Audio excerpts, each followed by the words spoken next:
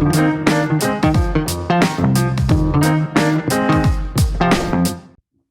everybody, and welcome to episode 4 of the Offseason. And today's guest needs no introduction to longtime Sandy Island campers. Kate Lemay, who I couldn't get too deep into this.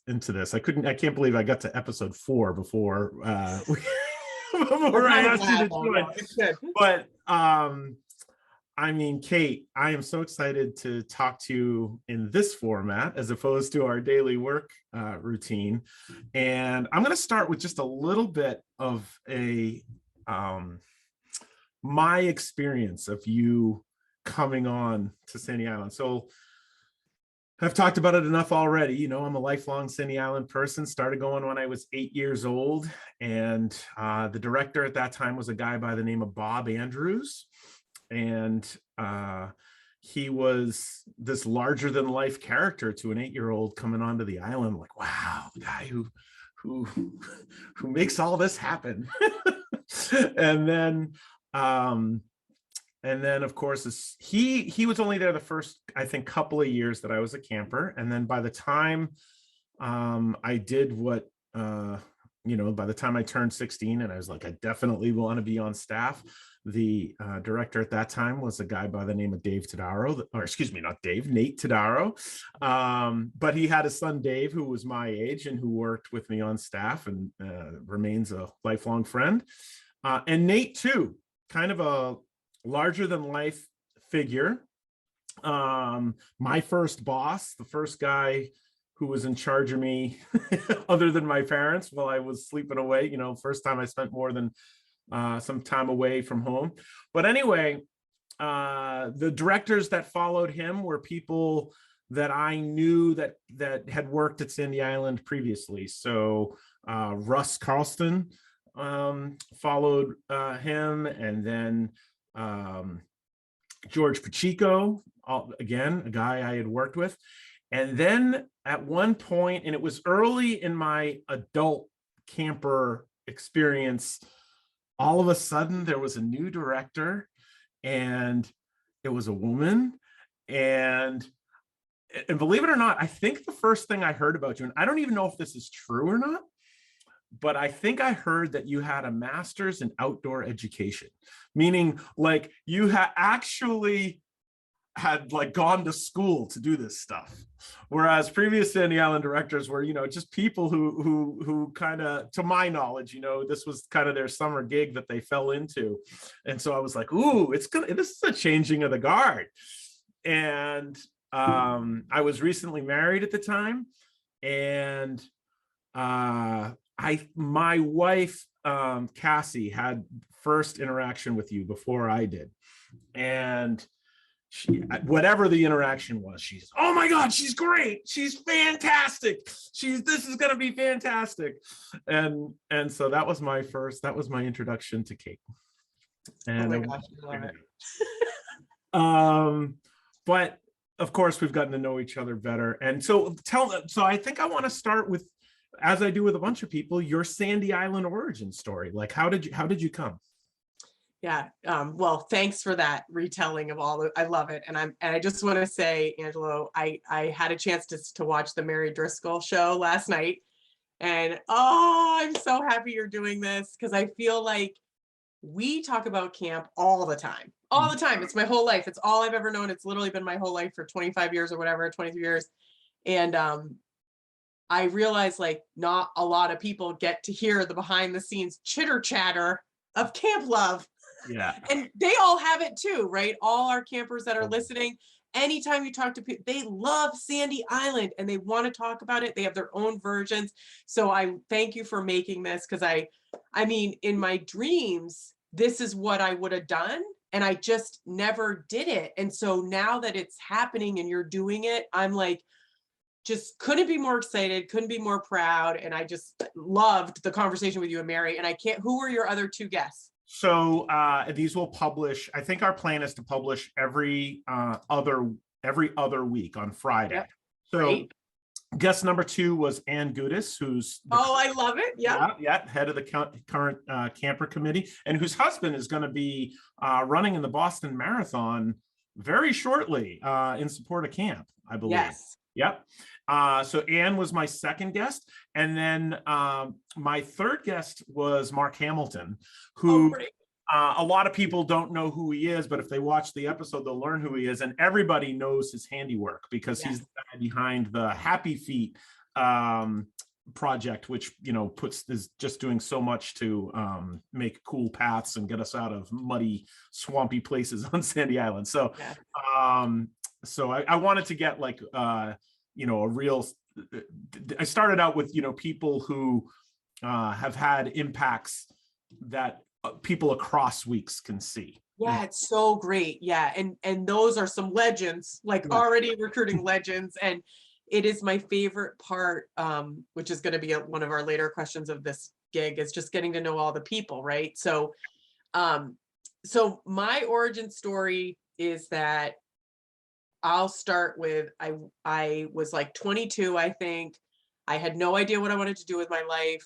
I literally Googled like jobs that are awesome or something, like best job ever. And it was like this summer camp job popped up, and I didn't have anything. I had nothing to do. I was sort of like young and in love and needed to like leave the town because I was like, oh, this is not working. I have too many loves. I need to go out of the state.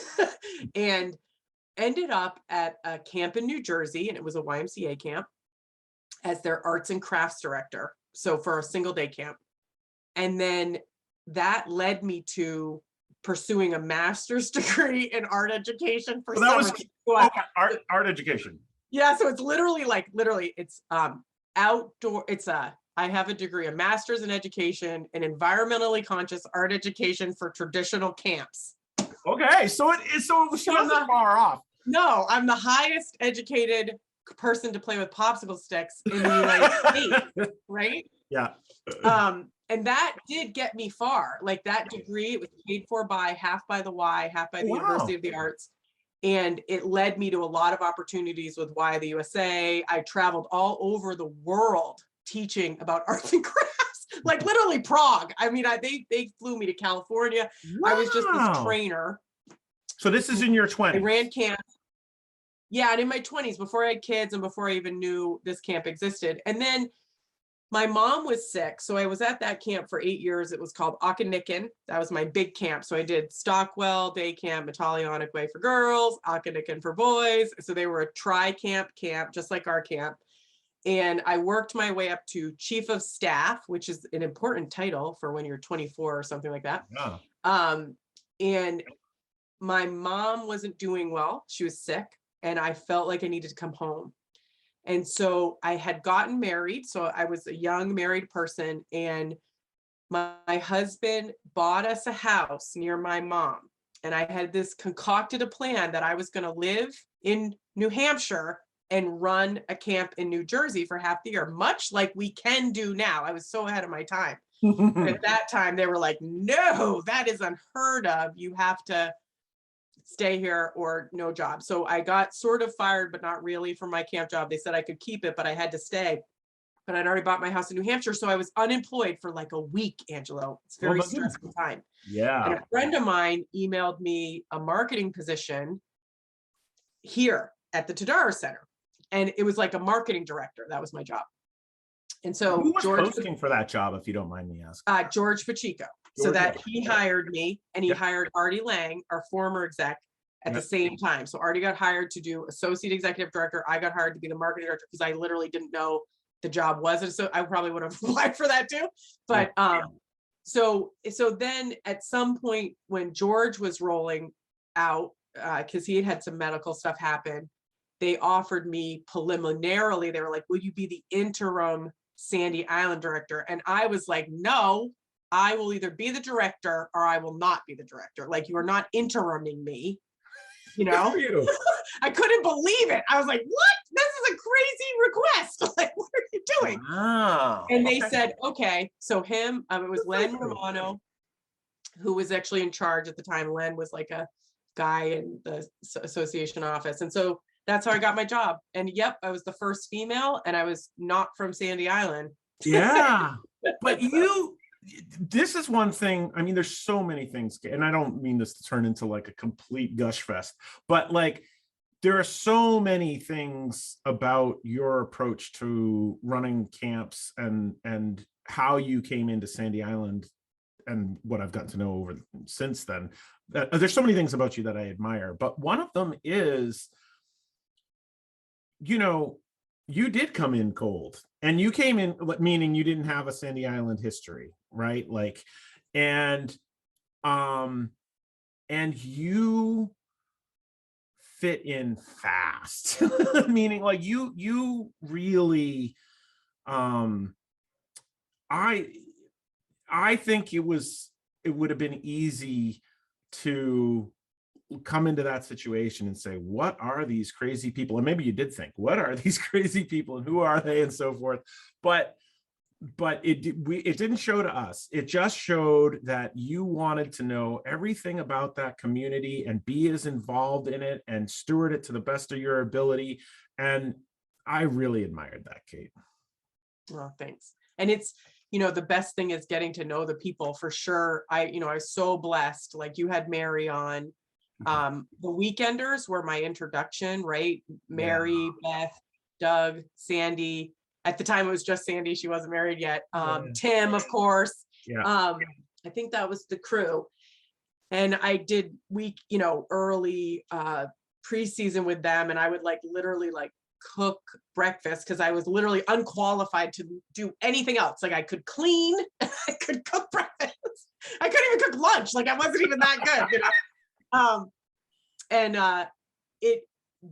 That's where it started, getting to know them, learning the island through them, and then getting to know all the incredible campers, right? Like, and that's the way to do it too, right? In the sense that like those people just like live and breathe the community and everything about it, and then also have all of the infrastructure knowledge. And that's right. And they taught me, this is how you turn on this water heater. And, I still don't know. I don't drive the Big Sandy, and I don't know if I'll get there. I have to have really no stress to take on that load of learning stress, because that stressed me out. But most things they could teach me. So that was, I just felt like I was learning so much every day about septic pumps and water and electricity and how the kitchen runs and all of it. It's a lot, as it's a lot of, it's like running a little city. And I will say that is that phrase right there, that it's like running a little city, it almost doesn't even fully capture how I didn't appreciate until I took this job the extent to which that's true, right? There's water and there's electricity and there's sewer. I mean, there's all public transportation. There's all of the staff dynamics that a city has. Yes. Right.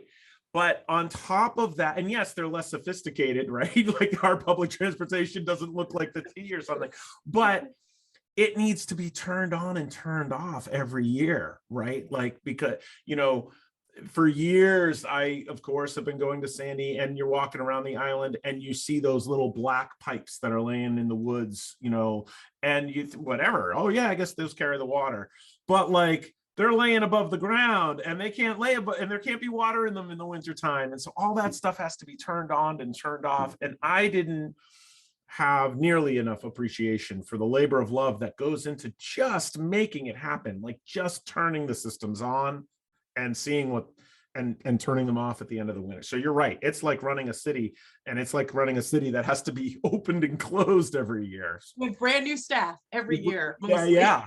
It's wild. Like, Mary, anyways, we'll go to the next question, but there, we could talk forever. Well, yeah, of course. Right. So I have, so I guess where I want to go with the next question for you in particular is because you've been in, well, basically the question is, what if there was something you could change about Sandy Island? Like, if there was something that, what I guess I'll put it this way. What is your biggest dream for Sandy Island? Your biggest unfulfilled dream for Sandy Island? Well, I mean, I would say in my role, I'm always worried. I'm always thinking about resources, right? Um, and there's something about the charm of Sandy Island that I feel it is our responsibility to preserve. So, making everything like the Hilton would not be Sandy Island, right? I think on Mary, when she talked about what that place attracts, Mm-hmm. that you want to retain. Yes. That being said, it's old. That camp is so old. And as a person who looks over the property, and I'm looking at the 3 properties, and I've been looking at them for a long time now, like a decade and a half. I mean, I know not as long as our weekenders for sure, but the rot that's going on, the infrastructure needs, like I would wave a magic wand and fix things that would just keep it strong, right? Yeah. Things that we wouldn't be polluting our water. We're not right now, thank God, or the fact that the electricity is not going to turn off and would meet the needs of the camp, that it's safe. It's safe, but it's like you said, it's like bubble gum and duct tape is a lot of that island, even though I don't think you'll actually find bubble gum and duct tape. No. But it's part of the charm, but it's also like, you don't want to lose these buildings. Like, there's treasures. And I don't think, Kate, you and I have ever talked about this, but I had a very kind of symbiotic or a thought that dovetails with that one. I remember it from this summer. And this summer might have been, I don't know, it was my first summer, but I imagine that it was a little bit extra tough from a facility standpoint by virtue of the fact that it had been closed the previous summer. So lots of systems didn't get turned on in 2020. And so the way I had it said to me was like, well, if in an average year, say there are, I don't know, say there are 20 water pumps on the island that pump water all over. And in an average year, 2 or 3 of them might burn out and they need to be replaced, just regular preventative maintenance. And Mary said to me, actually, she said, well, the ones that would have burnt out in 2020 didn't because they weren't turned on. And so this year, 4 to 6 of them burnt out instead of 2 to 3 and lots of little things like that. Anyway, my point is, I was having there were some challenges this summer that I think were over and above from an infrastructure standpoint with, and I remember being particularly like, oh, I wish I could just fix it all and have it all be brand new and sparkly and shiny. And then I realized right after I had the thought, I said to myself, imagine that. Imagine if everything on Sandy Island just worked. There were no blown speakers. There were no fire smoke detectors going off in the middle of the night. There were every single electrical circuit worked exactly the way you wanted it to. The power never went out from the mainland. Like, everything was perfect. And then I thought to myself, it wouldn't be Sandy Island. And I mean that in the best possible way, because part of what's so great about the Sandy Island community is how people come together when things are less than perfect. Right? Yeah, they're like, oh, the wash house is overflowing. No, but also people want to help. They see somebody struggling, they want to help. They see somebody, and like, there'd be no reason to help. It would just be like this pure, like, resort, like go to the opposite extreme. Can you imagine, like, people, like, what happens at Sandy Island is when there's a little bit of something not going right, there's nothing but goodwill from everybody all around, for the most part. That's right. That's right. Imagine a Disney park, right, where with things broken. Does that generate goodwill in the guests? No. And so, like, that was the thought I had. I was like, all right, well, so embrace the imperfect. Yeah.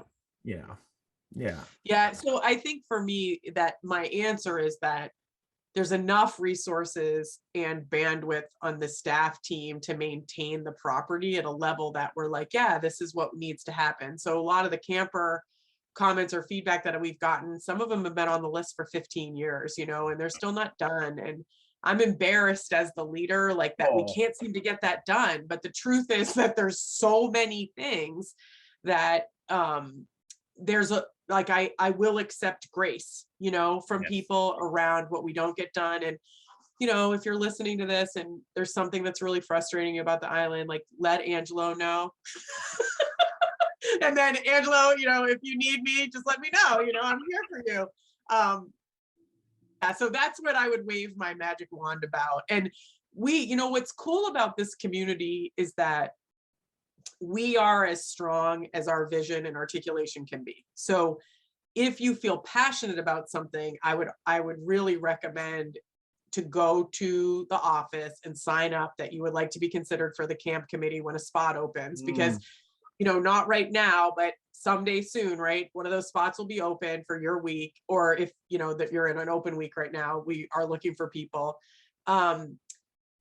Because you can make a difference. Like, you might not be able to make a difference in the United States of America, but you can definitely make a difference at Sandy Island. For sure. And that's the part I do feel like it gives me hope, and it makes, you know, I think there's a key part of us as human beings that service to something other than yourself is actually a thing that we need to feel a good life. And for the people that give to this place, if we are the recipient of that thing in you that you want to give, and we're able to receive your giving, like, it is literally how we live. Whether it's financial gifts or time, or, you know, kind communication when you're not psyched about something, like, you know, try not to be too harsh on us, because sometimes we don't get a lot of sleep, but, and it's a, you know, a not-for-profit.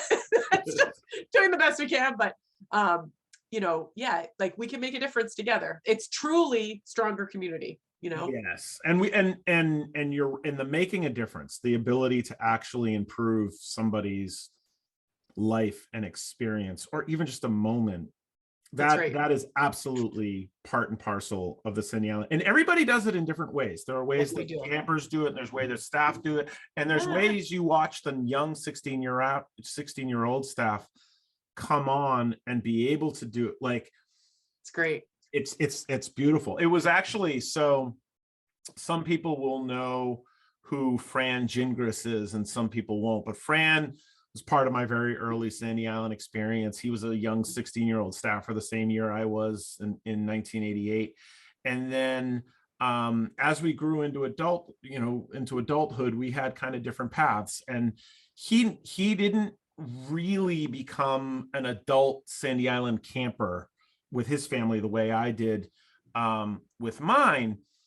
But this past summer, he came back to be on staff, right? Yeah, but his family stayed around. His family stayed around. That's exactly and right. he came in and out a little bit. Kind of came in and out of my time, just to, like, say hi and volunteer. Exactly. Yeah. Well, but so the point is that, like, when he joined us full-time in staff in 2021 as a carpenter, with so much love in his heart and so much just joy for taking care of the island, he articulated to me something along these lines, which was, he realized he enjoyed working at Sandy more for him more than being a camper. But it was, he said, because this place is all about taking care of one another, and it's easy for me to do that if I work here, right? Yeah. Like, you know, somebody is wondering where they get the sheets for their bed. He's like, I can show them.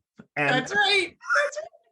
And I would just say that this is a perfect plug, if you're listening, that Angelo might have some staff openings for the last 2 weeks of the summer. That's right. And if you're interested in giving your time, or, well, I mean, it's pretty much giving your time to serve your community, and you're like, oh, I've always wanted to try and be on staff, but not the whole summer, reach out, because it's some of the greatest. I mean, we hear over and over and over, like, people love working at Sandy Island because it's pretty much like your favorite thing. You get to help all the people at your favorite place, or one of your favorite places, and it really makes that person that needs sheets, you make a big difference in their day, especially if you go, hey, let me get it right now, and you hop on over, you know, and you go and you get the sheets and you hand it. You don't just, like, go ahead, figure it out yourself. Like It help, is. right? It's the And best. it's total. And actually, thank you for making that plug, because in to your point earlier about being willing to accept grace,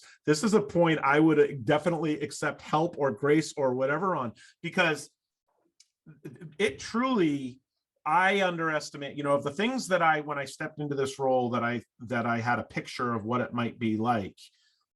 There are surprises. There are things that are exactly what I thought they'd be. I had an underappreciation for how hard it is to staff the camp towards the end of the summer, right?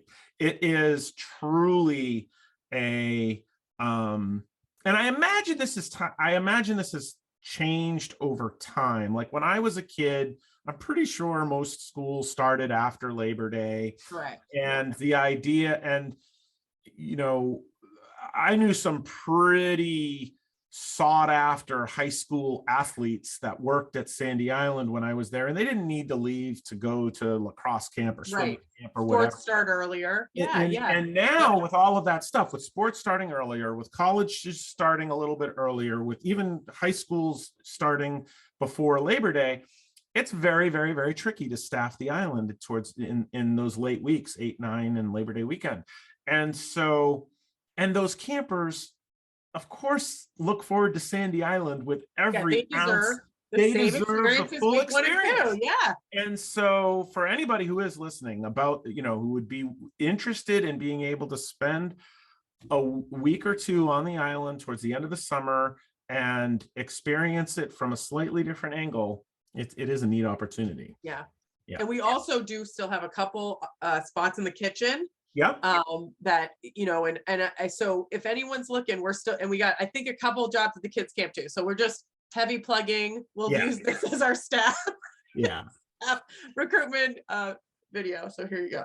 Well, so here's the thing. So Kate, like, as happens with our conversations, the time has just flown by. We didn't even get deep into my questions, but I wanted to do something that I'm not, this is an experiment. We're going to try this because I didn't prep you for it. Okay, great. And so everybody know that I didn't prep Kate for this, but I haven't had anybody ask. I've spoken a lot, but I haven't had anybody ask me a question. And I wonder if you want to ask me a question about this upcoming summer. You don't have to, because I'm putting you on the spot. Yeah, no, it's okay. How about you've talked a lot about, what you've expected that it was like, or what you haven't expected, but since this podcast is called The Offseason, can you share a little bit about like what happens? What have you've done this, you did a little bit, you did a nice chunk with us last year and then amp up to camp. Now you've had a fall and almost, you're probably at your anniversary date. If we probably missed it. Yep. But what's the off season like for you? Like what's kind of your life like? What are you doing in your time? What's being a camp director in the off season about? Yeah, so that's a good one. And I feel like I'm just learning it, right? Because I went from, well, first of all, on some level, I feel like we're going through this together, because correct me if I'm wrong, but I am now a full-time employee with the Y, and that role, the Sandy Island director role, being a full-time is relatively new for the Y as well, right? Like there hasn't been.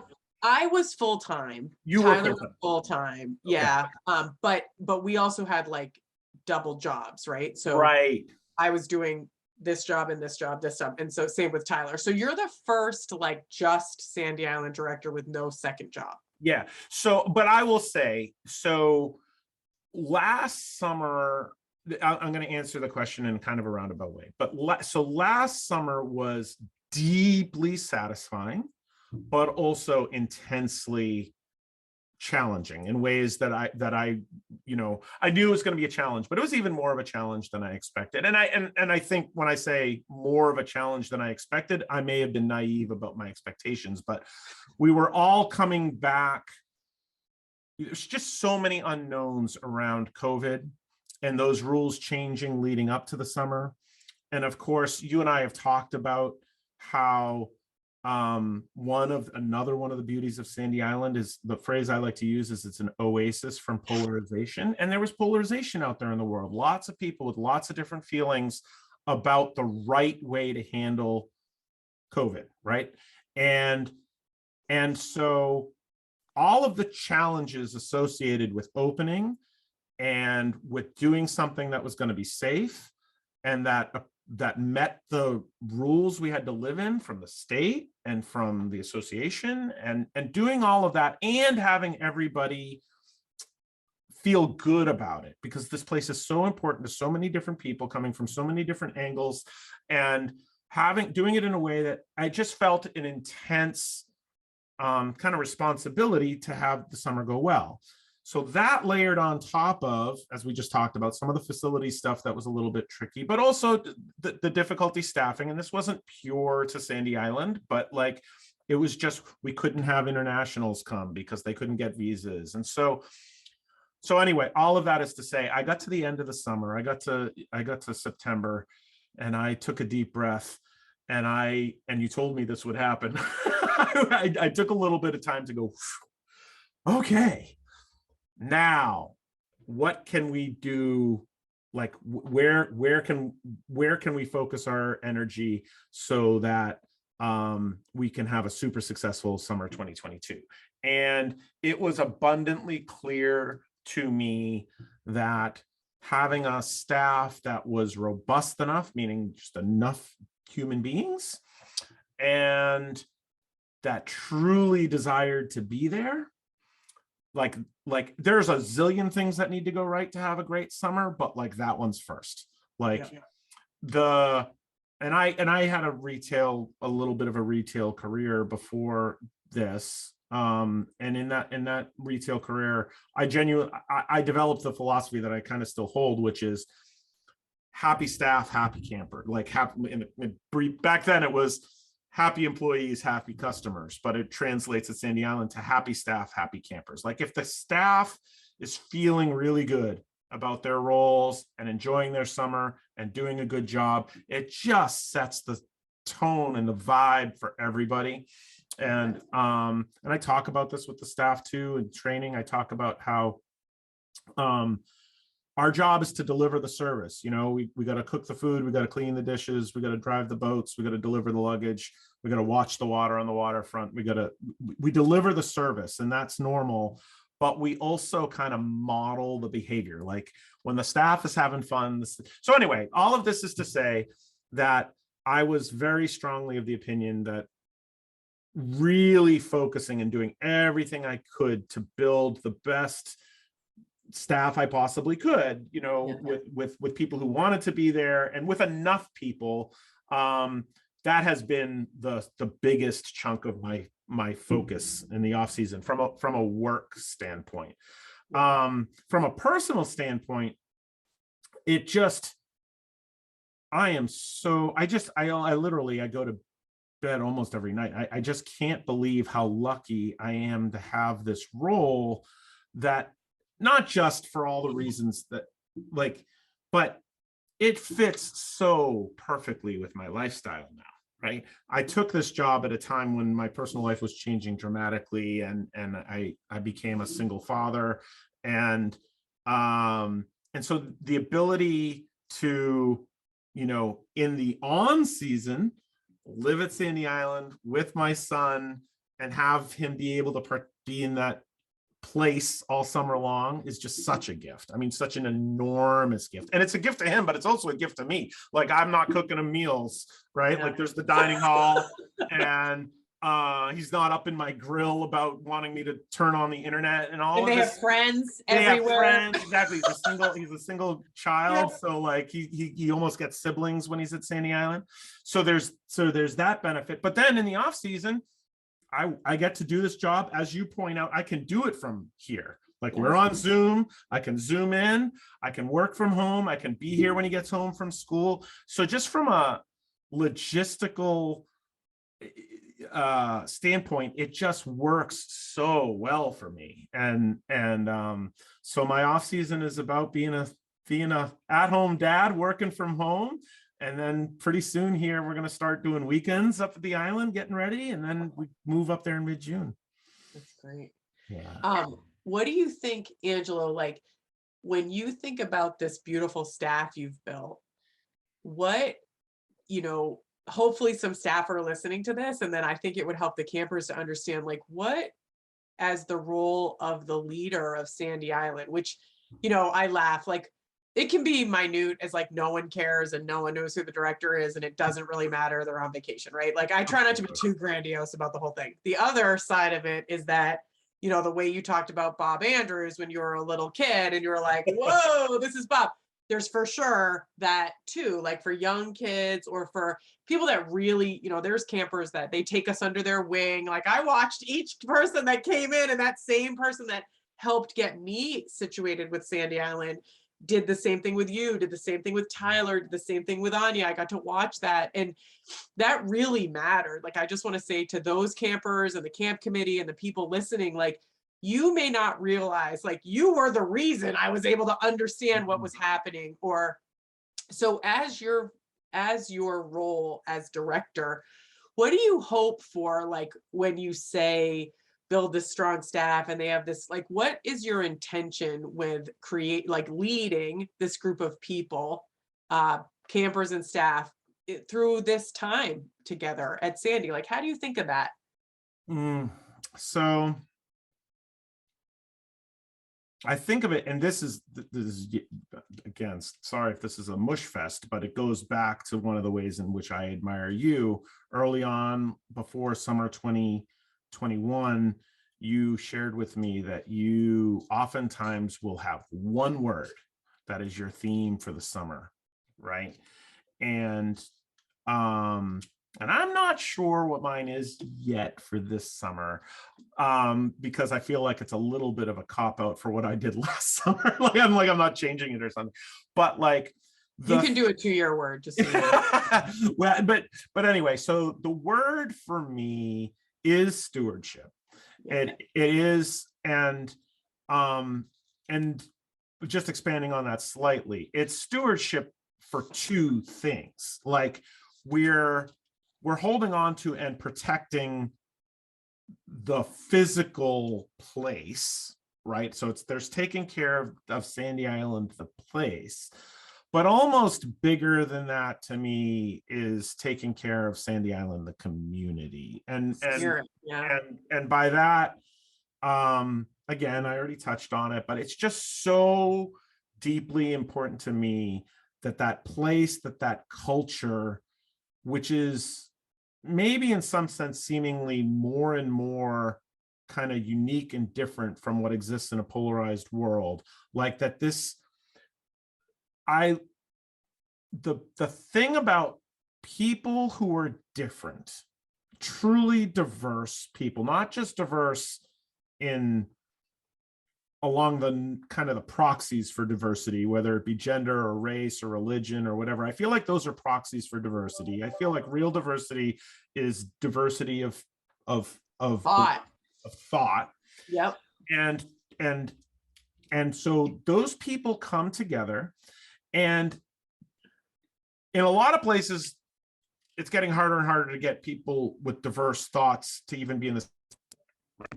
Then go one step higher than that. It'd be nice if you can get them in the same room and at least be civil to each other, right? But at Sandy Island, it's the end all be all, in my opinion. I see people with very, very, very different perspectives come together and genuinely enjoy each other's company. Like, that is amazing to me. And I love that about it. And I love, and I just want, it's so important to me that it just stay this place of love and community, and for the purpose of, I feel like as long as that's a safe, comfortable place, then it's a place where people go and they expand their horizons a little bit and they expand their comfort zone a little bit. And I see it every summer with my son, and I see it with myself, and I see it with campers, and I see it with staff people who try something they wouldn't try in another environment. And so stewardship of that is the number one thing. And then coupled with just that sense of stewardship is the very, very, and this is the first time I've had this part of the feeling. Like, I've been an entrepreneur, I've started things before, I ran a business, but I've never had this piece of it, which is Sandy Island's been around since 1899, right? And I can find quotes, and in fact, last year I did find quotes, and I put them on the back of the staff shirt, of people describing the Sandy Islands. I think the earliest quote I saw was like 1921, describing what I understand to be the Sandy Island spirit. And I saw quotes from the 20s and the 40s and the 70s, and I heard things from Nate Todaro in the 80s. And so no matter, my point is, the piece that's different is the very, very transient, temporary nature of my stewardship of this thing, right? Like, this thing was here way before I got here, and all I want to do is make sure it's here way long after I'm gone. That's how I'm like, I just don't want to break it. It's I don't want to break it, exactly. Yeah. Yeah. It's really well said, Angelo. I do think that it's not just love each other, but be able to actually have conversations about our differences and still love each other. And still love each other. Some families haven't been able to even do that. And so I think I think our role as being a safe place for all is more than ever critically important, in a way that's like we're advocating for it. Yeah. I'm like, yeah, everyone belongs. And especially if you really take time to get to have deep conversations with people, you'll find the cores are the same. I continue to have these conversations with people that are in extreme positions, that think something extreme about someone else, even at the island, and then you're like, get to know them a little better, or her, and you'll understand that there's this core, which is what we all care about. Like, everyone at Sandy Island that I've ever met has a special core in them. Even if they're not psyched about something we're doing and they're critically communicating with me, they're communicating with passion from love. And our role, sometimes we're going to be just like the brunt of where they put that frustration. But to me, it's always, if I can remain in my truest integrity, it's receiving that with love and then giving love back in a way that, this is a community, which means your voice matters. We care about you, and that we would like you to do that with each other, which is what we love about it. I got to inherit it by just joining in, right? You've known it your whole life, but now you're the steward of it. And that stewardship, which is, so you know, was my word for multiple years, because it's the best word. It's the best word. So, thank you for that. And your leadership, I've been really grateful to watch your leadership and work with you, Angelo. Like, this is one of the treasures in any role, right? Like, we're just people trying to get something done together. I like laugh right now. I think most of the staff that are reporting to me are all far more intelligent than I am. And like, so it's not about the sign of a great leader, by the way. That we're completely not that if that's put up on me, but like, no, but like, when your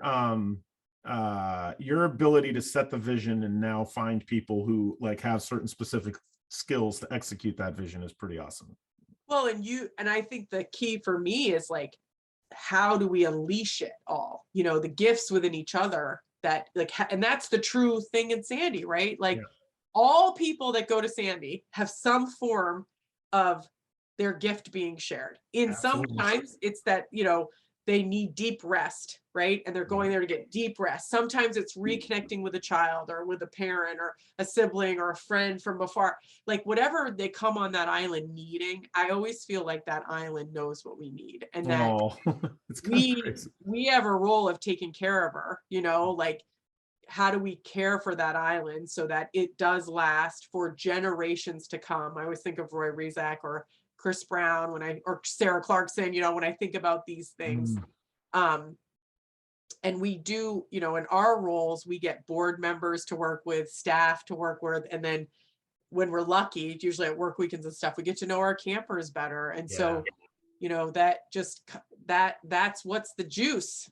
Yeah, That's what well, that's why I so- did this. so- This for Yeah. me was keeping the juice going into the Yeah, off season, right? Getting to perfect, know people in the off season. So, Good.